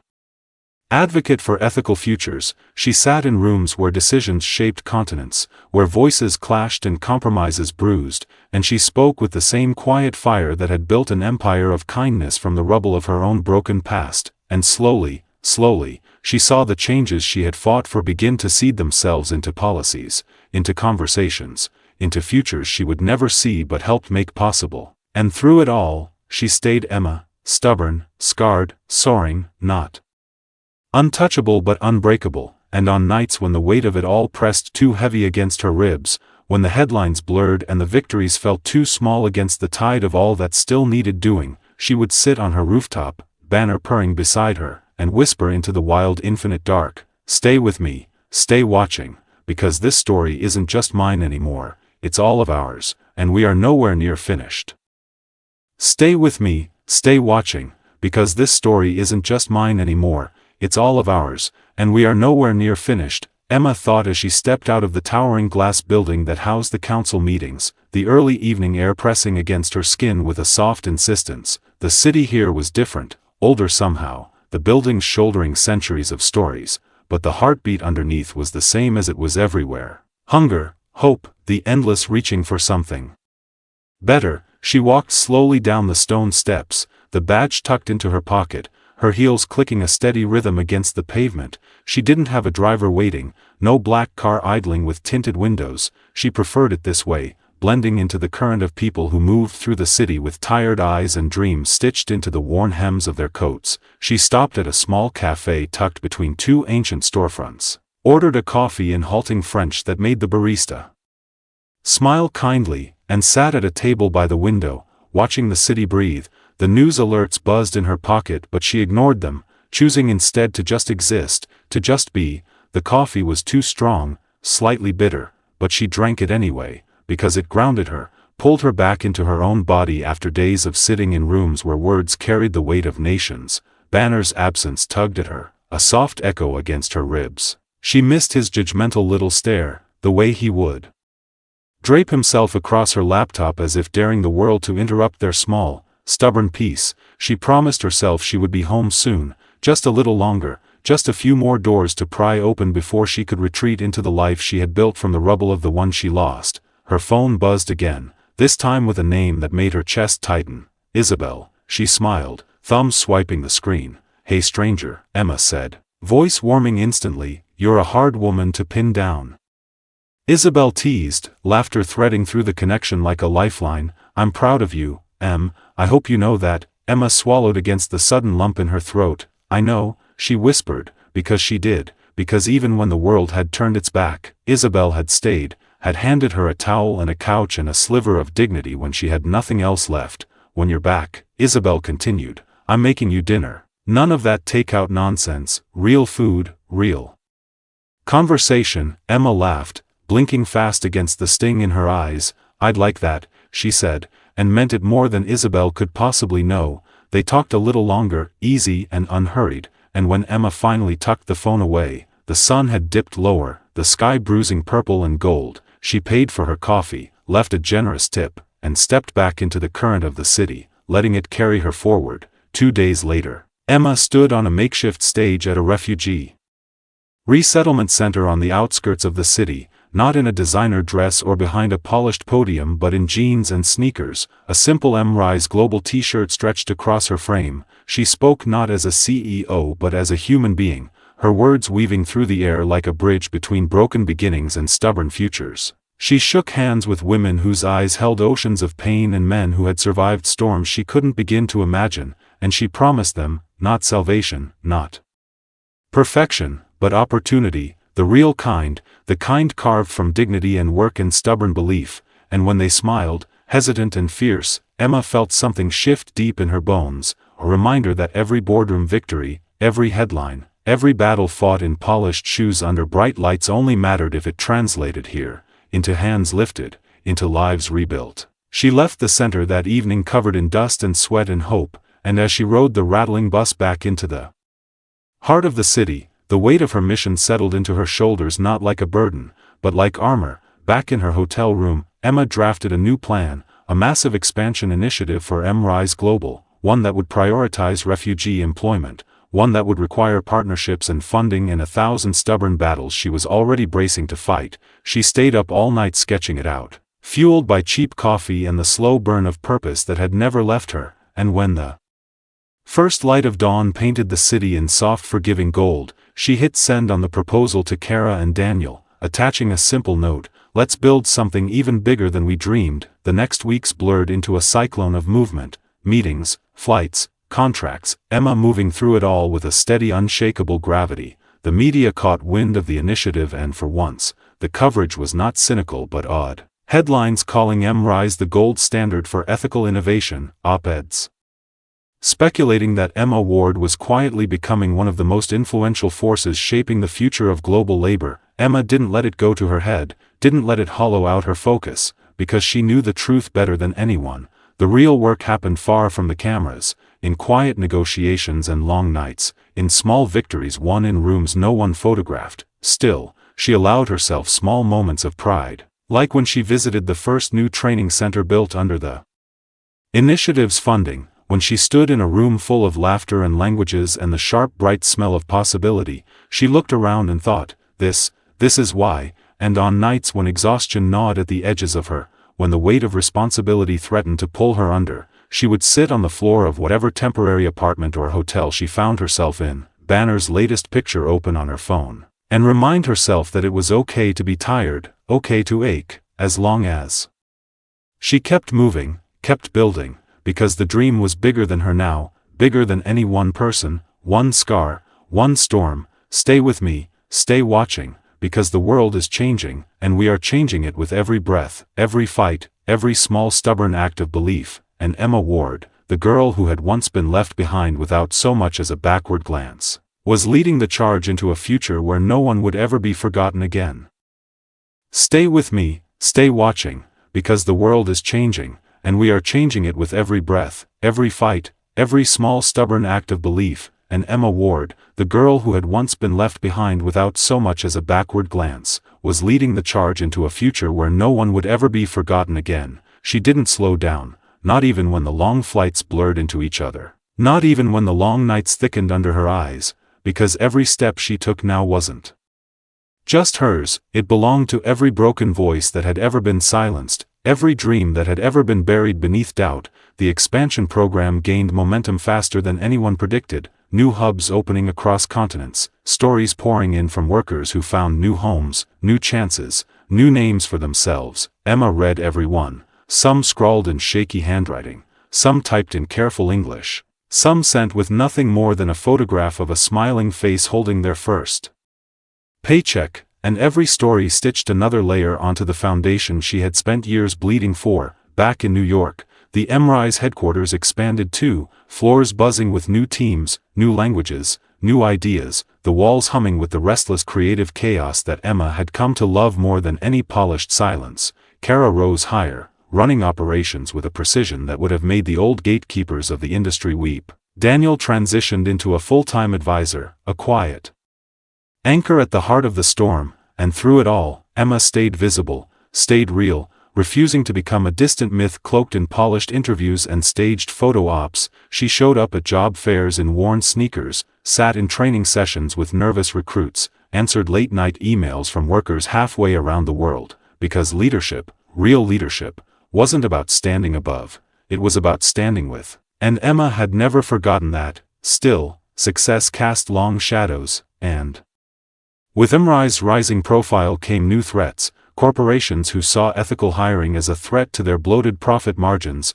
politicians who didn't want to be held accountable by a woman who spoke with the sharp, unrelenting voice of lived truth. Emma weathered the attacks the way she always had, straight-backed, unflinching, but it wore on her, left small hairline fractures she tried to hide even from herself. One night, after another brutal news cycle, she sat alone in her office, city lights bleeding through the windows, her hands trembling slightly as she scrolled through the latest headlines, twisting her words into weapons. She thought of the hospital room, the cracked ceiling tiles, the way silence used to wrap around her ribs like a second skin. She thought of the girl she had been, waiting for someone to come back, waiting to be seen, and she realized, with a clarity so sharp it made her breath hitch, that she wasn't that girl anymore, hadn't been for a long time. She didn't need saving, didn't need permission, she was her own revolution now. She closed the laptop slowly, stood, stretched aching muscles, and walked to the window,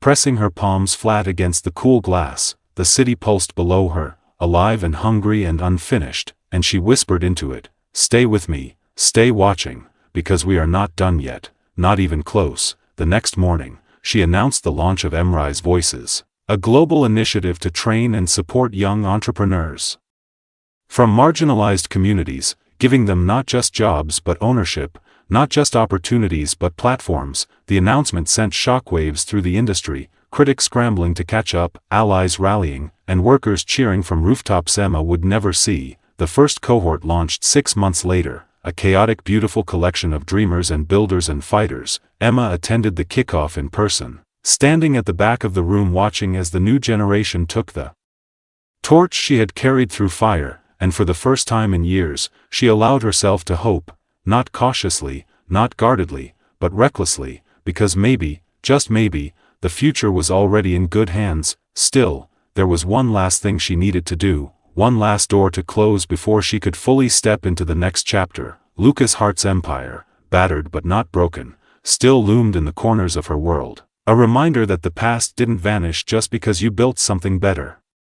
On top of it, she didn't want revenge, not really, but she wanted closure, wanted to look him in the eye one last time and know that she owed him nothing, not her success, not her scars, not her story. The opportunity came unexpectedly, a charity gala in Manhattan, a swirl of velvet and champagne and ambition. Lucas was listed as a keynote donor, and when Emma's invitation arrived, she didn't hesitate. She walked into the gala wearing a dress the color of spilled ink, her hair swept back, her eyes steady. She didn't flinch when she saw him across the room, older now, the edges sharper, the charm a little more forced. He spotted her almost immediately, froze for a fraction of a second, then smiled that same polished smile she had once mistaken for warmth. He crossed the room, cutting through the crowd like he still believed the world would part for him. "Emma," he said, voice smooth, "you look different." She smiled, a slow small thing that didn't reach her eyes. "I am," she said simply. He studied her, searching for a weakness, a crack, but there were none left for him to find. "I've been following your work," he said, impressive. She tilted her head slightly. "You could have built something good too, you know," she said, "if you had ever cared more about the people than the profits." For a moment, just a breath, something flickered in his eyes. Regret, maybe, or just the bitter taste of losing something he never understood he wanted until it was too late. "I guess we both became something after all," he said, attempting lightness. Emma stepped closer, not threatening, not cruel, just final. "No, Lucas," she said, voice low and sure, "I became something in spite of you, not because of you." She left him standing there, the crowd swallowing him whole, and she didn't look back, didn't need to, because the past no longer had claws sharp enough to touch her. Outside, the city air hit her like a baptism, cool and sharp and alive. Kara and Daniel waiting by the car, banners photo taped to the dashboard in a quiet rebellion against the polished world they had just walked through. Emma slid into the back seat, closing the door on the night, on the past, on everything that no longer served the future she was building. She leaned back against the seat, eyes closing briefly, heart beating steady and unbroken. stay with me, stay watching, because the ending they tried to write for me wasn't the ending I chose. Because the real story is only just beginning. And this time, it's mine to tell. Stay with me, stay watching, because the ending they tried to write for me wasn't the ending I chose, because the real story is only just beginning, and this time, it's mine to tell, Emma thought as the city blurred past outside the car windows, the quiet hum of the night weaving itself into her breathing. She didn't speak, didn't need to, Kara tapping away softly on her phone beside her, Daniel humming low under his breath in the front seat, Banner's photo grinning at her from the dashboard. Like a stubborn reminder that some battles are fought just to protect the simple things, the small good things, Emma smiled, letting her head tip back against the seat, closing her eyes briefly as the city lights kissed her skin, the gala already fading behind her like a chapter she had read and finished and no longer needed to carry. The weeks that followed were a slow beautiful burn, EmRise voices expanding faster than projections, training programs blooming in cities Emma had never stepped foot in, small hubs of hope sparking across the map, every new launch a reminder that real change didn't come from declarations, it came from the slow relentless work of building futures brick by brick. Emma traveled again but differently now, no longer running, no longer chasing, but walking into new spaces like she belonged, because she did. She sat on panels where once she would have been relegated to the back of the room. She negotiated contracts that prioritized dignity over profit. She listened to stories of women in Morocco, men in Brazil, youth in Indonesia who had found not just jobs but purpose through EmRise, and each story rooted her deeper into the truth she had carried from the beginning, that broken does not mean worthless, that scarred does not mean defeated, that rising is not reserved for the ones who start at the top. Emma bought a new loft, a little bigger than the first. Flooded with light and books and too many houseplants, she adopted a second rescue cat, a skittish black kitten Kara named Nova, Banner accepting her with the bored tolerance of an older brother. Emma hosted Sunday dinners religiously, laughter spilling through the rooms, friends gathered around mismatched chairs and chipped plates, the kind of messy loud life she had once only dared to dream of. Sometimes she would stand at the window with a mug of coffee cooling between her hands, watching the city breathe, and think, this is enough, this is everything. EmRise continued to grow. But Emma stayed grounded, staying true to the roots that had saved her when nothing else had, staying small in the ways that mattered even as her impact stretched beyond anything she had once thought possible. She mentored, she taught, she listened, she fought, but most importantly, she lived, fully, unapologetically, brilliantly, and when people asked her now what her greatest achievement was, she didn't point to the awards lining her office shelves or the articles framed on her walls. She pointed to the lives lifted, the futures protected, the small stubborn hope that flickered stronger now because once, a girl no one stayed for had decided to stay for herself. One rainy afternoon, Emma was invited back to the university where she had once taught part-time. Now as an honorary keynote speaker for the graduating class, she stood at the podium. The auditorium packed with faces alight with ambition and fear and wild impossible dreams. She looked out over them and smiled, real and wide, and when she spoke, she didn't tell them to chase success, she didn't tell them to be fearless, she told them to stay through the storms, stay through the loneliness, stay through the moments when everything inside them screamed to quit, because staying was the revolution, staying was the proof. She ended her speech with a line she hadn't planned, one that spilled from her chest like a prayer, like a promise. You are not defined by the hands that drop you, she said, voice steady. You are defined by the hands you use to rebuild yourself. The applause rolled over her in a soft wave, but Emma didn't stand there to soak it in. She simply smiled once, small and sure, and stepped off the stage into the crowd, blending in, choosing again and again not to stand above but to stand among. And as the years turned, as EmRise wove itself deeper into the fabric of global change, Emma Ward's name became synonymous not with survival, not with tragedy, but with triumph, with building. With a kind of stubborn hope that refused to be extinguished, and somewhere, on rooftops and in boardrooms, in shelters and in summits, young women whispered her name like a map, a proof, a possibility. Emma stayed private about her personal life, valuing the sacredness of ordinary days, but those closest to her knew the truth, that she loved fiercely, lived fully, that every scar she carried had been turned into a bridge for someone else to cross, and on the rare quiet nights when she sat alone, Under the stars with banner curled on one side and Nova curled on the other, she would lift her face to the endless impossible sky and whisper, "Stay with me, stay watching, because as long as there is breath, as long as there is hope, as long as there is even one more broken thing worth mending, this story will never really be over, because building a life, a future, a world worth living in, is not a chapter. It's a lifelong act of rebellion, of love, of faith, and I hope you enjoyed today's story. Subscribe to the channel so you don't miss more stories like this. Leave a like and comment below what you thought of the story. See you in the next video.